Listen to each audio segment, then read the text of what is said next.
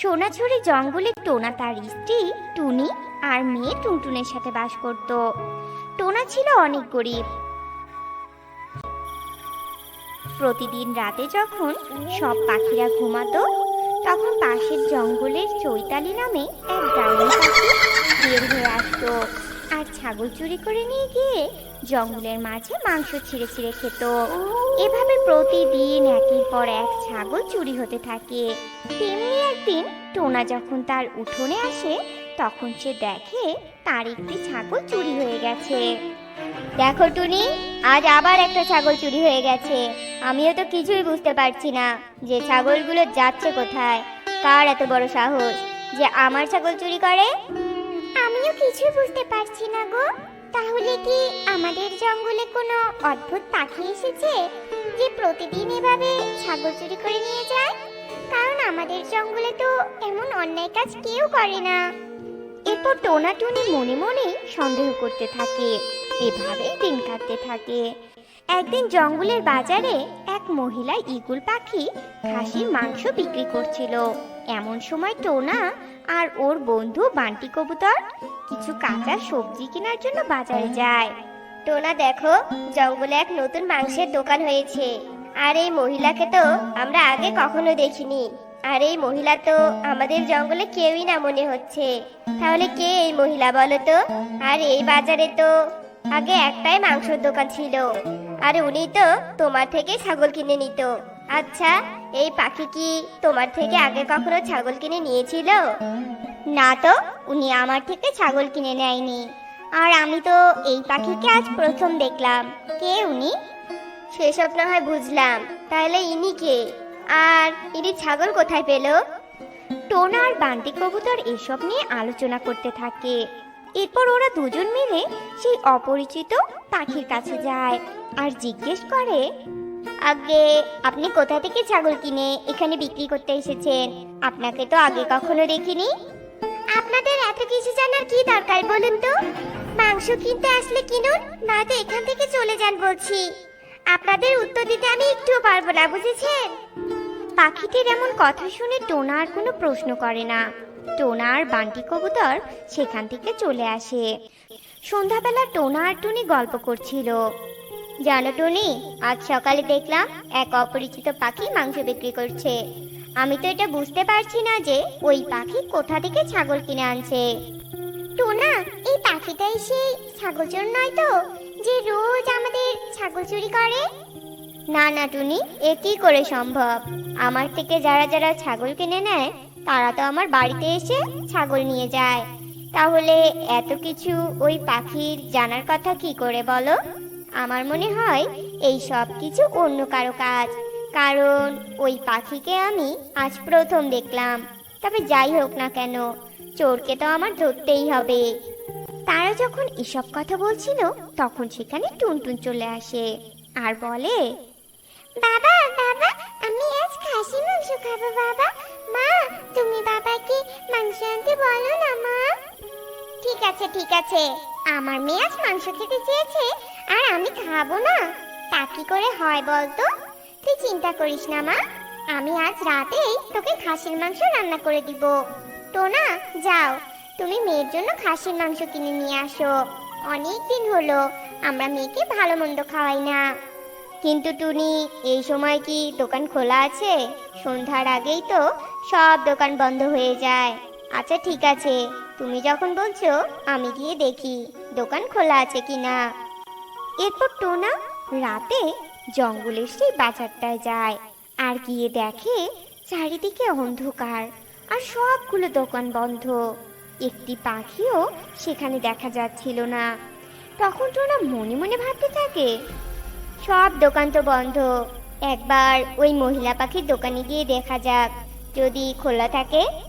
এরপর টোনা মহিলা ঈগল পাখিটির দোকানের দিকে এগিয়ে যায় আর গিয়ে দেখে যে দোকান বন্ধ, কিন্তু দোকানের ভেতর থেকে এক ফালি আলোর রশ্মি বেরিয়ে আসছে। এমন সময় টোনা মনে মনে ভাবতে থাকে, আরে দোকান তো বন্ধ দেখা যাচ্ছে, কিন্তু ভেতরে আবার আলো। যাই, দোকানের ভেতরে ঢুকে দেখি তো, যদি কিছু মাংসের টুকরো পড়ে থাকে। তাহলে অন্তত আমার মেয়েটা খেতে পারবে। কতদিন হলো মেয়েটি মাংস খায়নি, আর আজ প্রথম মেয়েটি বাবার কাছে কিছু আবদার করেছে। আজকে অবশ্যই ওকে মাংস খাওয়াতে হবে। এরপর টোনা সেই দোকানের কাছে যায়, আর জানালা দিয়ে উঁকি মারতেই দেখে সেই ঈগল পাখিটি হঠাৎ একটি ডাইনি পাখিতে পরিণত হলো।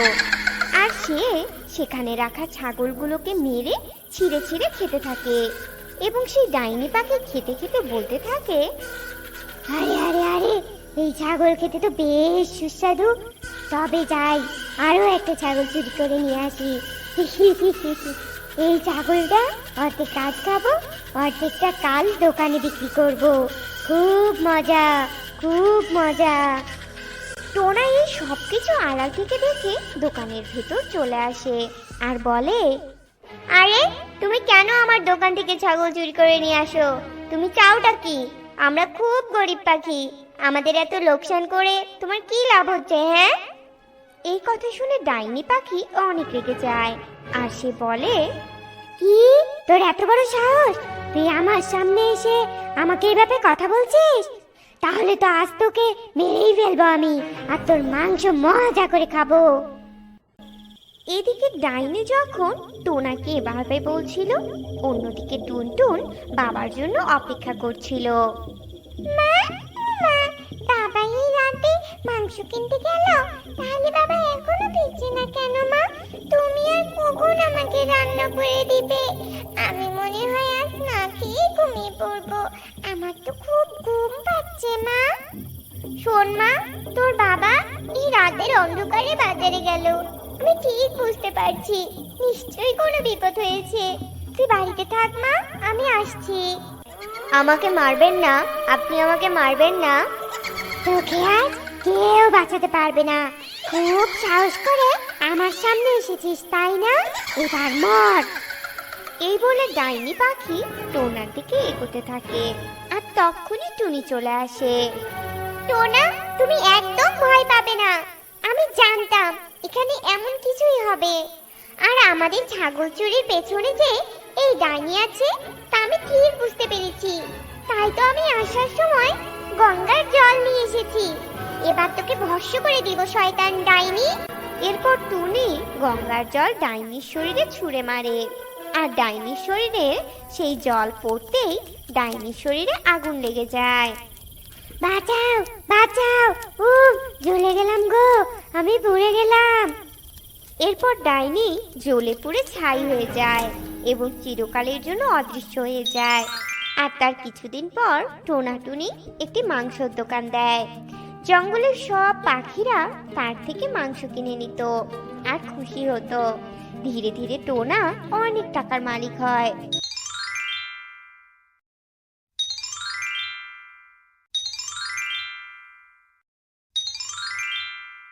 কিরে মা টুনটুন, তোরা এখানে বসে একা একা কি করছিস রে মা? কিছু না মা, আমি খেলছিলাম। সারাদিন তো দুপুর বাড়িতেই থাকি, তুমি তো আমাদের বাইরে যেতেই দাও না মা, তাই আর কি বাড়িতেই খেলছি, বুঝেছো? ও বুঝেছি। শোন রে মা, আমি একটু তোর সুখী মাসির বাড়িতে বেড়াতে যাচ্ছি। তোরা দুবোন কিন্তু বাড়িতেই থাকবি, বুঝলি? আর শোন, দুবোন একদম ঝগড়া করবি না। আমি যাব আর আসবো। হ্যাঁ মা, সেটা তুমি যাবে, তবে তাড়াতাড়ি ফিরে আসবে কিন্তু। আমাদের দুবোনের অনেক খিদে পেয়েছে। ঠিক আছে রে মা। এসব বলে টুনি সুখী পায়রার বাসায় যায়। তাই এসো এসো। হ্যাঁ গো দিদি, এলাম। তো কি খবর তোমার বলো তো? আজকাল তো আমার বাড়িতে যাওই না, তাই আমি তোমাকে দেখতে এলাম গো। হ্যাঁ, তুমি একদম ঠিক কথাই বলেছো টুনি দিদি। মেয়েটাকে নিয়ে আজকাল কোথাও যাই না আমি, সারাদিন তো ভয়ে ভয়েই থাকি। কেন দিদি, জঙ্গলে আবার কি হলো যে তুমি ভয় পাচ্ছ? আর বলো না দিদি, শুনলাম জঙ্গলে নাকি এক পরী এসেছে। সেই পরী পাখির ছানাদের ধরে ধরে নিয়ে যায়। এই তো দুদিন আগে শালিকের ছানাকে ধরে নিয়ে গেছে ওই পরীটা। তাই আমি সারাক্ষণ আমার মেয়েটাকে নিয়ে বাড়িতেই থাকি দিদি। আচ্ছা দিদি, তুমি কি এসব কিছু জানো না নাকি? না দিদি, আমি তো এই পরীর ব্যাপারে কিছুই জানতাম না। আমার এখন খুব ভয় করছে দিদি।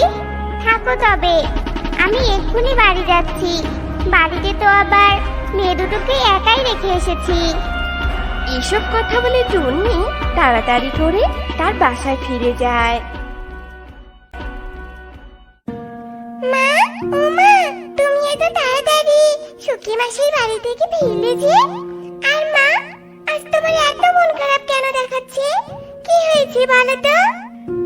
জানিস রে মা, তো সুখী মাসির থেকে শুনলাম জঙ্গলে নাকি এক পরী এসেছে। আর সেই পরীটা পাখির ছানাদের শিকার করে নিয়ে যাচ্ছে। এসব শুনে তো আমার ভীষণ ভয় করছে রে মা। মা, ও মা, তাহলে কি ওই পরী আমাদেরও ধরে নিয়ে যাবে আর আমাদের গরম তেলে ভেজে খাবে নাকি? না রে মা, তুই এভাবে বলিস না। আমি আমার সর্বোচ্চ দিয়ে তোদের বাঁচানোর চেষ্টা করব। এবার এখানে চুপটি করে তোরা দুগুণ বসে থাক। আমি তোদের জন্য খাবার বেড়ে দিচ্ছি রে মা। এভাবেই দিন কাটছিল। টুনি সবসময় মেয়েদের নিয়ে অনেক চিন্তা করত। বোন, এই বোন, তুই পরিরাজ্যেই থাক বুঝলি। আমি জঙ্গলে গিয়ে দেখি কোনো পাখির ছানা পাই কিনা। আজ টুনি পাখির ছানা আনবো বুঝলি। অনেকদিন থেকে টুনি পাখির ছানা খেতে ইচ্ছে করছে রে। ঠিক আছে রে দিদি, তোর যা ভালো মনে হয় তুই সেটাই কর। কিন্তু দিদি, এভাবে রোজ রোজ কি অসহায় পাখির ছানা খাওয়া ঠিক বলতো? কোনটা ঠিক নাকি কোনটা ভুল সেটা কি তোর কাছে শিখতে হবে নাকি রে বলতো? আমি গেলাম পাখির ছানা ধরতে। তোমরা এই যে ইচ্ছে পরি আর কারিশমা পরীকে দেখতে পাচ্ছ, এরা দুজন হলো বোন। এরা পরিলোকে বসবাস করে। কিন্তু দু বোনের মাঝে বড় বোন ইচ্ছে পরি পাখির ছানা খেতে অনেক ভালোবাসতো। ধুর, সে কখন থেকে টুনি পাখির কচি নাদুস নুদুস ছানা খুঁজছি, কিন্তু এখন পর্যন্ত কেন যে নাদুস নুদুস ছানাই পেলাম না কে জানে। এসব বলতে বলতে ইচ্ছে পরি চোখ পড়ে টুনির বাসার ওপর। অন্যদিকে ইচ্ছে পরিকে দেখে টুনিও অনেক ভয় পেয়ে যায়। ওই তো একটা টুনি পাখির বাসা, গিয়ে দেখি কোনো ছানা পাই কিনা। এসব কথা ভেবে ইচ্ছে পরি টুনির বাসার দিকে এগোতে থাকে। মা টুনটুন, টুকি, তোরা ভয় পাস না মা। আমরা এখন পালিয়ে গেলে ওই পরী আমাদের ধরে ফেলবে। তাই এক কাজ কর, তোরা দু বোন চোখ বন্ধ করে থাক। পরী তোদের মৃত ভেবে এখান থেকে নিয়ে যাবে না, আর আমিও কান্না করব। এসব বলে টুনি এমনি এমনি অনেক জোরে জোরে কাঁদতে থাকে। হায় হায় রে, আমার ছানারা এভাবে আমাকে ছেড়ে চলে যাবে আমি ভাবতেও পারিনি। তোরা চোখ খোল মা, তোরা কেন আমাকে ছেড়ে চলে গেলি? আরে আরে, এই টুনির ছানারা তো মনে হয় মারা গেছে। তাতে কি, আমি এই মৃত ছানাই ধরে নিয়ে যাব। এসব বলে ইচ্ছে পরি টুনির দিকে তীর ছুঁড়ে মারে, আর টুনি সেখান থেকে পালিয়ে যায়। অবশেষে ইচ্ছে পরি টুনির ছানাদের মৃত ভেবে নিয়ে চলে যায়। মা টুনটুন, টুকি, ভয় পাস না মা। আমি মনে হয় আর তোদের বাঁচাতে পারলাম না রে মা। আমি থাকতে আজ তোদের ওই পরী ধরে নিয়ে গেল। তবে তোরা ভয় পাস না, আমি ঠিক তোদের ওই পরিলোক থেকে ফিরিয়ে নিয়ে আসব। কিন্তু তার আগে আমাকে পরিলোক খুঁজে বের করতে হবে। এসব বলে টুনি অনেক কাঁদতে থাকে। বোন, এই বোন, দেখ দুটো মৃত পাখির ছানা এনেছি। ইচ্ছে পরির কথা শেষ হতে না হতে টুনির ছানা দুটো চোখ খোলে। আরে, এরা দুই ছানা তো মৃত না। তার মানে এতক্ষণ মৃতের অভিনয় করলো। কি চালাক এই টুনির ছানারা।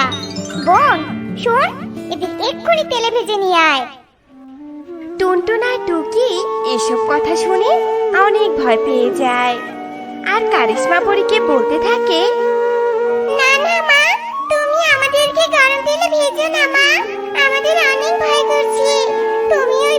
কথা শুনবে না মা? টুনটুনের মুখে মা ডাক শুনে কারিশমা পরীর নিজের মেয়ের কথা মনে পড়ে যায়, কারণ তার মেয়েও কয়েক বছর আগে মারা গেছে। এরপর কারিশমা পরীর অনেক মায়া হয়। বলছিলাম কি দিদি, এই ছানা দুটোকে ছেড়ে দে না তুই।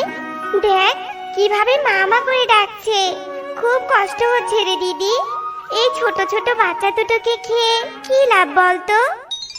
শোন বোন, তোর যদি এতই দরদ হয় তাহলে তোকে কোনো কাজ করতে হবে না, আমি ওই টুনির ছানাদের ভেজে খাচ্ছি।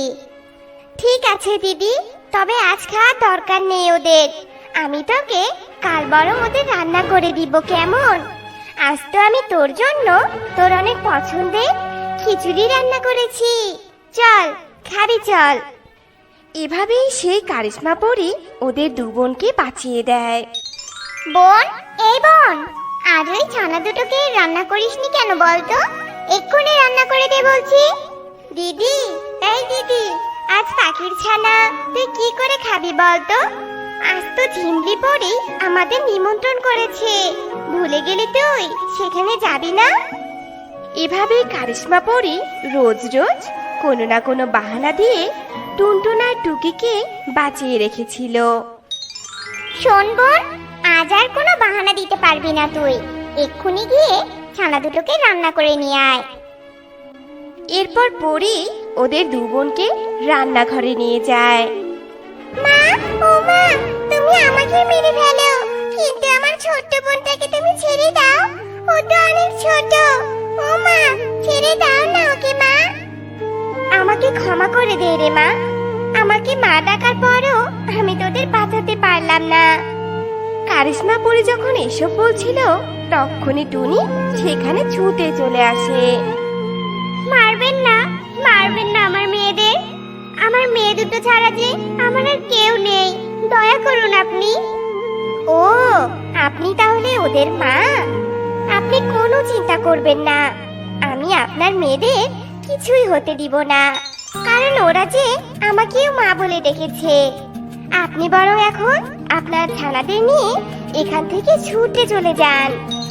আপনাকে অনেক ধন্যবাদ বোন, তবে এবার আমি আসি। আজ আপনার জন্য আমি আমার ছানাদের বাঁচাতে পারলাম। এসব কথা বলে টুনি ওর ছানাদের নিয়ে সেখান থেকে ছুটে পালিয়ে যায়।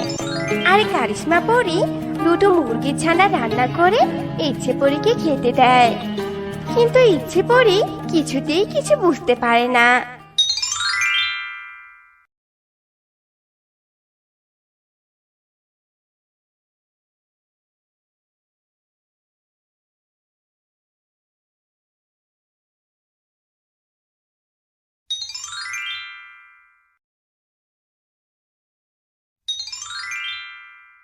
টুনি পাখি দুটি ডিম দিয়েছে, কিন্তু টোনার আশা যে তার ছেলেই হবে, আর ছেলের জন্য টোনা সব সময় টুনির যত্ন করত।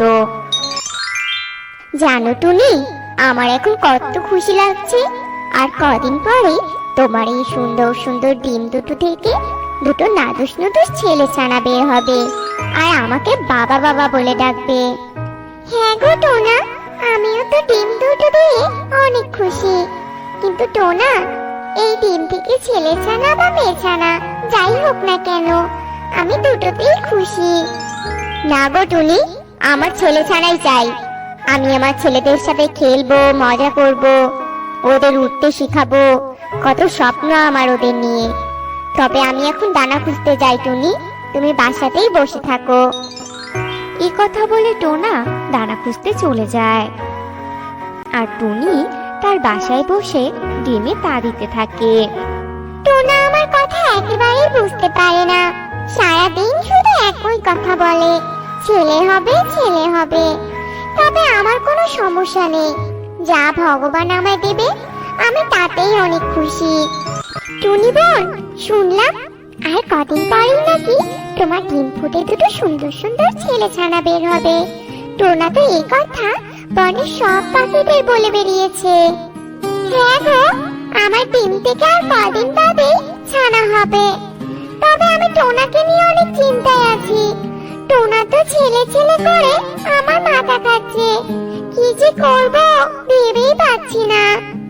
ওসব নিয়ে একদম ভেবো না টুনি, তবে সাবধানে থেকো কেমন। আমরা তবে টুনি আসি।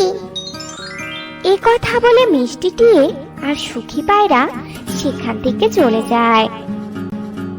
আর এভাবেই কয়েকদিন কাটার পর টুনির ডিম ফুটে সুন্দর সুন্দর দুটি মেয়ে ছানা বের হয়, যা দেখে টুনি অনেক খুশি থাকলেও টোনা মেয়ে ছানা দেখে অনেক রেগে যায়। এ কি টুনি, আমি কত আশা করেছিলাম যে ছেলে ছানা হবে, আর এখন তো দেখছি দুটোই মেয়ে ছানা হয়েছে। মেয়ে ছানা আমার মোটেও পছন্দ না, ছেলে হলে আমার সংসারের হালটা ধরতো, কিন্তু এরা তো মেয়ে, এদের দিয়ে আমি কি করব বলো তো? টোনা, তুমি কি বলছো এসব বলো তো? তুমি নিজের বাবা হয়ে এমন কথা বলতে পারছো? যাও, এখন আর কথা না বাড়িয়ে টানা খুঁজানো তো, আমার যে অনেক খিদে পেয়েছে। যাচ্ছি টুনি, তবে টুনি তোমার এই মেয়ে ছানারা বড় হয়ে আমাকে যেন বাবা বলে না ডাকে, নইলে কিন্তু আমি ওদের অনেক মারবো বলে দিলাম। এইসব কথা বলে টোনা রেগে দানা খুঁজতে চলে যায়। টোনার কথা শুনে টুনির অনেক মন খারাপ হয়, কিন্তু কোনো উপায় নেই বলে টুনি চুপ করে বসে ছানাদের আগলে রাখতো। এভাবেই কয়েকদিন কেটে যায়। টুনির ছানারা এখন কথা বলতে শিখে গেছে। বাবা বাবা, আমাদের না বাইরে যেতে খুব ইচ্ছে করে, তুমি আমাদের দু বোনকে একটু বাইরে ঘুরতে নিয়ে যাবে বাবা? কি, তুই আমাকে বাবা বললি? আচ্ছা টুনি, তোকে না সেদিন বললাম, সেটা তোর কি মাথায় নেই নাকি? এই বাচ্চা আমাকে বাবা বলে ডাকছে কেন? প্রথমবার দেখে তোর ছানাকে আমি কিছু বললাম না, বুঝেছিস? কিন্তু এর পরের বার যদি আমাকে বাবা বলে ডাকে, আমি কিন্তু বাসা থেকে বের করে দিব। এই কথা বলে টোনা বাসা থেকে বাইরে চলে যায়। মা মা, বাবা আমাদের সাথে সব সময় কেন এমন করে বলো তো? মনে হয় আমরা বাবা নিজের মেয়ে না। তেমন কিছুই না রে মা, তোরা বাবার কথা কিছু মনে করিস না কেমন? আর শোন মা, আজ থেকে তোরা তোদের বাবার সাথে কোনো কথা বলবি না। তোরা দুজনেই মেয়েছানা হয়েছিস বলে তোদের বাবার অনেক মন খারাপ, বুঝলি? মায়ের এমন কথা শুনে দুই ছানার অনেক মন খারাপ হয়, আর সেদিন থেকে তারা আর টোনাকে বাবা বলে ডাকতো না। অবশেষে টুনির আবারও ডিম দেওয়ার সময় হয়, আর বিকেলে টুনি বাসায় একটা ডিমও দেয়। মা, এবার আমাদের এইটা ভাই হবে, তাই না মা? তখন বাবা অনেক খুশি হবে। হ্যাঁ রে মা, আমারও মনে হয় এই ডিম থেকে একটা ছেলে ছানা বের হবে। অবশেষে তোদের বাবার স্বপ্নটা সত্যি হবে সোনা। টুনি আর ছানারা যখন এসব কথা বলছিল, তখনই সেখানে টোনা চলে আসে। সে কি গো, তুমি আবারও দেখছি ডিম দিয়েছো। জানো, আমার যে কি খুশি লাগছে এই ডিমটা দেখে। এবার এই ডিম ফুটে আমার একটা ছেলে ছানা বের হবে, আর এবার আমার ছেলে হলে আমি বনের সব পাখিদের নিমন্ত্রণ করে খাওয়াবো। টোনার এমন হাসি মুখ দেখে টুনিও অনেক খুশি হয়, আর মনের আনন্দে সেই ডিমে তা দিতে থাকে। এভাবেই কয়েকদিন কেটে যায়। অবশেষে টুনির এই ডিমটা থেকেও একটা মেয়ে ছানা বের হয়। টুনি, আমি ভেবেছিলাম তোমার এই ডিম ফুটে ছেলে ছানা হবে, কিন্তু আবারও তুই কিনা মেয়ের জন্ম দিলি। আমি তোর এই তিন মেয়ের মুখ কিছুতেই দেখতে চাই না, তাই বলছি তুই এক্ষুনি এই শয়তান তিন ছানাকে নিয়ে আমার বাড়ি থেকে বের হয়ে যা। না টোনা, তুমি আমাকে বাসা থেকে তাড়িয়ে দিও না। আমি এখন এই তিন ছানাকে নিয়ে কোথায় যাব বলো তো? এভাবে টুনি অনেক কাকুতি মিনতি করলেও টোনা তার কোনো কথাই শোনে না।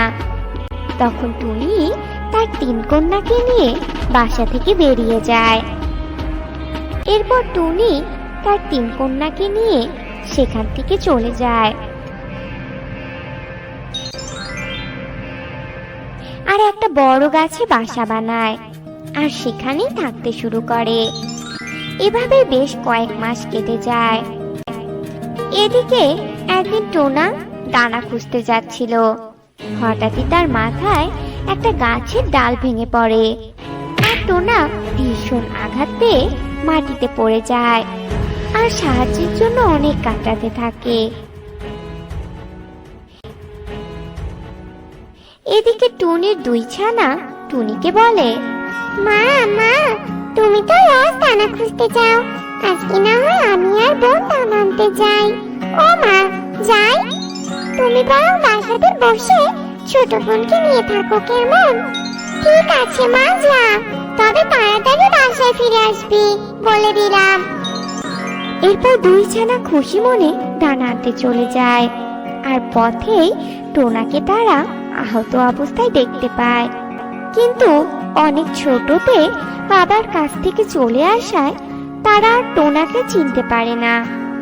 তখন তারা কিছু জড়িবুটি এনে টোনার মাথায় লাগিয়ে দেয় আর টোনাও একটু সুস্থ হয়ে যায়। এদিকে ছানার আসতে দেরি হওয়ায় টুনি ছানাদের খুঁজতে খুঁজতে সেখানে চলে আসে আর টুনি টোনাকে দেখে চিনতে পারে। তারপর ছানারা টোনার ব্যাপারে সব কথা তার মাকে বলে। দেখেছো টোনা, মেয়ে বলে তুমি এদের কত অপমান করে আমাদের বাড়ি থেকে তাড়িয়ে দিয়েছো। আজ সেই মেয়েরাই কিনা তোমার জীবন বাঁচালো। ছানারা, এটাই তোদের বাবা। টুনি, এভাবে বলো না আমায়, আজ আমি আমার ভুল বুঝতে পেরেছি। মেয়ে হলেও এরা কোনো কিছুতে কম না। ছানারা, তোরা তোদের বাবাকে ক্ষমা করে দে সোনা। টোনার কথায় সবাই অনেক খুশি হয়। এরপর টুনিও টোনাকে ক্ষমা করে দেয়। তারপর টুনি স্বামী আর তার 3 কন্যাকে নিয়ে সুখে দিন কাটাতে থাকে।